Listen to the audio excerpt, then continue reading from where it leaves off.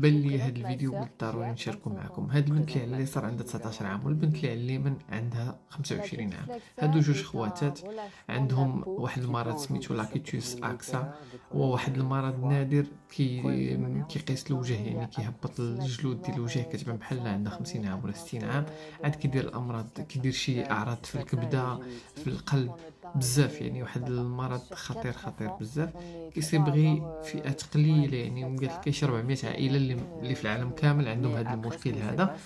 فانا علاش بغيت نناقش هذا الموضوع على التنمر؟ حيت دوت على واحد الفترة ديال التنمر، انهم في المدرسة كيبقاو يعيبوا عليها ويعايروها، وكاينين بزاف الناس راسلوني كيتعرضوا للتنمر بشكل يومي. وعاد كاينين اللي ولادهم ساكن قطعوا على المدرسة. تخيل ولدك يدمر حياة ولد آخر بسبب هضرة اللي ما كتشري خضرة، ما عندهاش ثمن. هاي هكاك، يعني أنا بغيت نعايرك هكاك، بغيت نتنمر عليك هكاك، ما عجبتينيش. لكن الناس كيسحب ليهم أن داك اللي كيتنمر هو إنسان عادي. لا، هو مريض نفساني صار طالقينو كيسرح.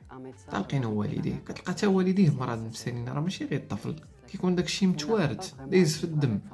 فنطلب من الاباء ولا من الناس اللي كيتنمروا، راه كيكون عندي شي وحدين كاع كبار كندخل كيبان لي بنادم بشلاغمو، الموسطاش ديالو تعمر به مخده وكيتنمر في التعليقات. هنا كنعرف باللي هذا الشخص هذا غادي يكون المستوى الثقافي صفر، الديني صفر، خصوصا الديني ناقص 10. حيت كون كان اصلا كيعرف الدين ما غاديش يتنمر اصلا، ما يقولش كلام قبيح اللي غيضر به شخص اخر ولا انسان اخر. وهادشي كنتعرضوا ليه بزاف في المغرب، خصوصا في المدارس. بزاف د الحوايج. ديك المره واحد البنت مسكينه عندها تشوه خلقي، راه ما قدراتش. المدرسه الاولى، المدرسه الثانيه، المدرسه الثالثه، هاد المدارس تبدلوا. وهادشي ماشي هادشي، راه مسؤوليه ديال الاباء، ديال هاد الاباء ديال المتنمرين. وديال انا دير لي هادشي لبنتي، ولدك نشدو نعلقو، والله سنعلقو، يبا يجي نعلقو حتى هو. حيت خاصك تربي الابن هذا اللي تنمر لك على ولدك، وتربي والديه. حيت الاكثريه كيكونوا والديهم ما مسالينش، ما مربينهمش.